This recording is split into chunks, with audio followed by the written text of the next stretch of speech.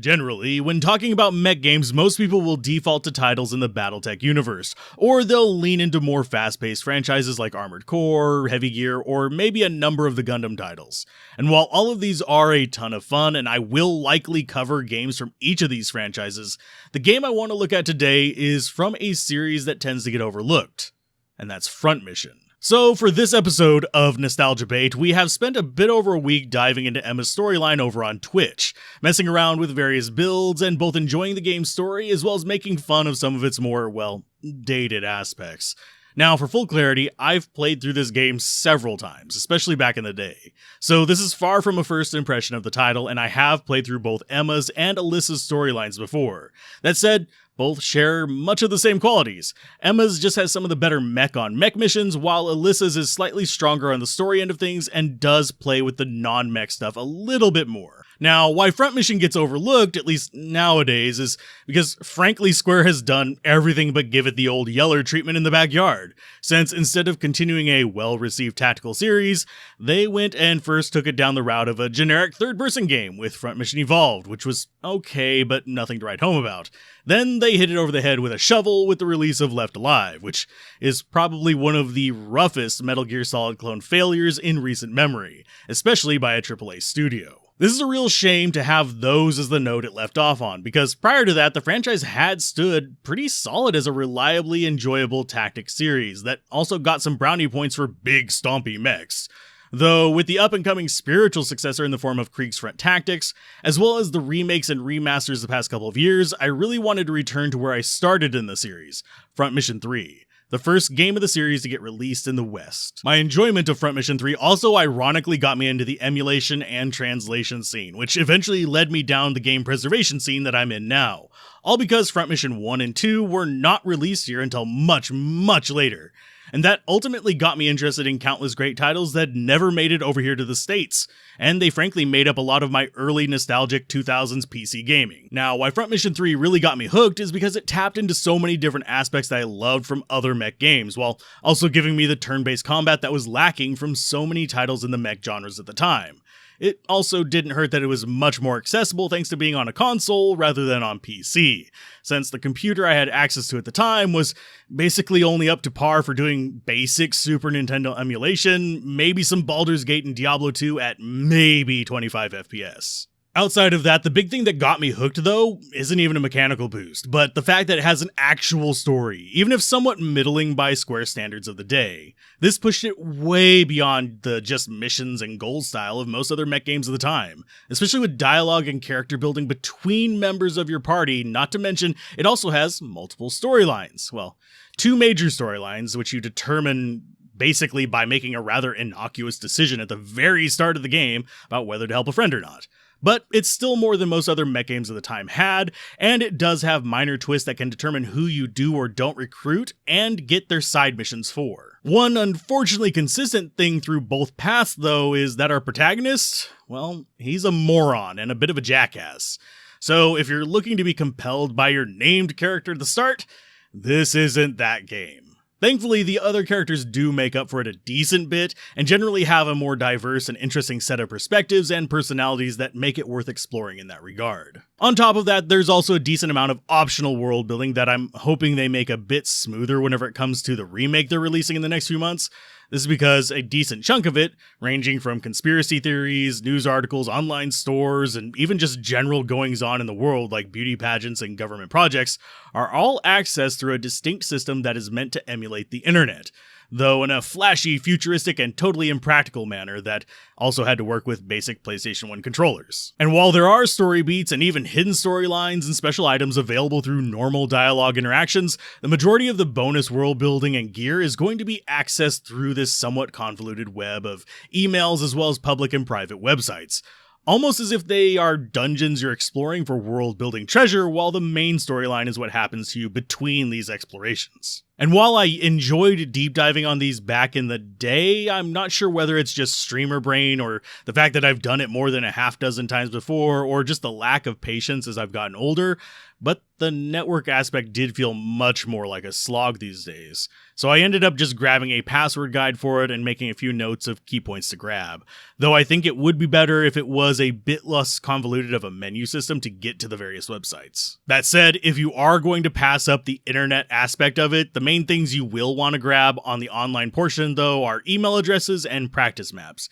And maybe sometimes some hacking software to unlock or lock down files for special endgame gear or to unlock said practice maps. Email addresses give you interpersonal discussion between the characters and their circle outside your combat group, and even a heads up on certain things that are about to happen in the world. The special mech available through a specific online path, while nice, is more of a gimmick than a necessity when all things are said and done, so unless you're a completionist and really want that laser, there's no real need to dig for it, but it is fun to play with. Now, like I said, hacking software lets you open up images, maps, etc. that you can use to understand enemies in battle better, as well as get some fun wallpapers on your in-game computer's desktop. Most of the other functions are directly to improve your party, with simulations to level up your characters and gather money being something especially nice to play with if you just want some big stompy mech battles, but don't want to feel like progressing the story. They're also handy for min-max players wanting skills and levels, though those types of players will probably want to focus more on stealing Wanzers early on from actual missions, and sadly, while this simulation system is my favorite grinding method from the series, it is the exception, not the rule for front mission, as most of them have rather, well, garbage grinding systems. Though thankfully, whether you enjoy the grinding or not, these types of things are optional in the third entry, and there's little if any grind needed to finish the game, which is something that cannot be said about most of the other entries in the franchise, with there even being some actually annoying and almost mandatory grinding systems in the first and fifth games, but we'll cover those in separate reviews since we actually already played them on stream recently as well. Now, I did mention grinding for skills and even stealing mechs earlier. These are important factors in how your characters behave in battle, since skills serve as a source of damage amplification on top of what would normally just be simply upgrading your gear, with a lot of them serving as a % chance of occurring after being learned and equipped, at least if you meet the requirements for the mech. The thing is, to learn the various skills, you need to spend time in said mech, or at least with the mech parts, meeting that particular piece's requirements, which can sometimes be kind of obtuse with how they're described, but they do at least give you minor clues to indicate things such as no arm weapons or no shoulder weapons, which are often defensive buffs from legs. Sometimes it's single shot weapons in the arms, which is often aim shots from rifles, etc. And once you unlock them, you can equip a number based on the computer's storage and your mech and the level of the skill. So to really get optimal skills, you'll need to swap between mech parts to learn specific skills, and some of these are only going to be available on capture-only mechs, or even only specific campaign paths. This is one area where the game can get a bit frustrating, since capturing a mech can depend a decent bit on luck, since it takes blowing off the arms and getting enemies to surrender, or ejecting them from their mech and taking out the pilot, etc. This makes it very dependent on whether you can get the right skills set up and used, especially with some of the early stage mechs worth capturing. There is also the unfortunate factor that if you really enjoy the mech capture mechanics, Front Mission 3 is again sadly the exception, not the rule, as mech capture is a mechanic they never ended up carrying forward. Either way, though, like was mentioned earlier about grinding, these are just fun to play with but not necessary to complete the game, since while there are some challenging points, it is well balanced to just allow you to progress as quickly or as slowly as you want, with the items and upgrades available through shops and normal play, with it obviously getting a little bit challenging if you just bum rush to the end of the game. But it is one of the easier games of the franchise and does not punish you nearly as hard. One thing that I think most mech game players and even tactical game players will particularly enjoy is the level of customization you have with your mechs, even with just the basic stuff available in the game stores. And this is true of the entire franchise, since it generally mirrors the same method you'd find in games like Armored Core, where you mix and match parts on a fairly detailed level while not going so far as to enter the realm of sim overload. Do you want a shield arm that's tanky, paired with a light but accurate arm with a gun? You can do it.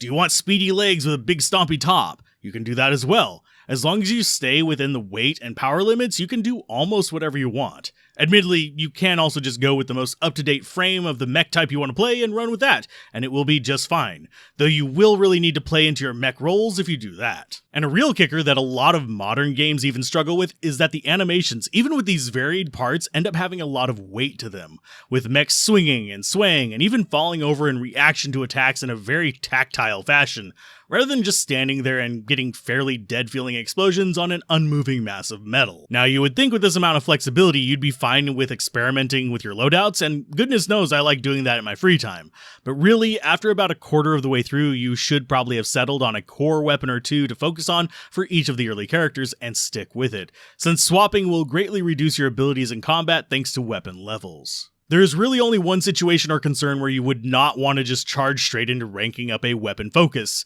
and that is if you're going for platinum medals in all the missions, since each mission has an expected average weapon level, and the higher you go above that, the higher penalty you get on that aspect of the scoring system. So if you want a specific salvageable mech to show up later, you may have to juggle this and intentionally use weapons you're weak with. Though personally, I just ignore it since that's too much diving into nitpicking for a reward that does not really do much, especially since those expected values are not known until after the mission. So you'd have to save and replay a lot or look up a guide. Pacing wise, the game actually does a fairly good job though outside of this, with the story keeping a steady flow around the world, even if a few points feel a bit contrived, and the game balance proper sticks with a nice ebb and flow throughout the game that has you encounter a few stronger mechs or a boss mech, then it allows you to purchase similar power or slightly stronger parts, and have you face off against a similar toughness enemy to show your power growth, and then rinse and repeat with a few more puzzle style missions here and there that you have focusing on an objective rather than just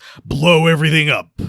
And while the game itself won't win any awards for the story, it does actually do a good job of contributing to the front mission world building with the tension between factions. Though it is conspicuous in not really bringing the Zaftran Republic into the mix, despite being part of the cornerstone of so many of these games. The only mention being Ravnui, which is part of Zoftra, but not its entirety. This does make a bit of sense though, since Front Mission 3 is actually based near the end of the timeline, so a lot of the political strife of the other 4 numbered games have already happened, and we only really get to see the full fallout of these events in the epilogue of the 3rd and 5th entries, as well as the more action-oriented games like Left Alive and Front Mission Evolve. Now I suppose all that's left is more just the aesthetic discussion, unless we want to dive into the individual story spoilers. Simply put, the music is fine. There's a few good tracks, but usually by halfway through y'all have zoned out the music and just recognize it as background noise. The sound effects, while solid, end up falling into the category as well, which frankly this is not a dig against either of these things. Good sound design should sit in the background until something big and noteworthy happens, so it can be used to reinforce it, and this game does that well. The character and mech designs are all pretty solid, a bit closer to Heavy Gear in feel with a nice mix of nimble and chunky aesthetics. The actual player designs are fairly standard for the time and match their personalities for the most part, though they do play a certain hacker girl as being a bit more ditzy than necessary, and the main character, as I said earlier, is just plain insufferable. But they do nail the methane mech salesman, the scientists, and even a few goofy military characters fairly well, even having a character that feels uncannily like a Bruce Lee nod. Now, since there is a remake of Front Mission 3 coming out soon, I'd be remiss not to mention it. And simply put, I unfortunately have a feeling that we'll end up seeing some of the unique flavor of the animations and mech design get lost in the remake, at least if we are judging by their gameplay previews. But I would love if they proved me wrong. Other than that, I expect it to probably be about the same as the original, warts and all,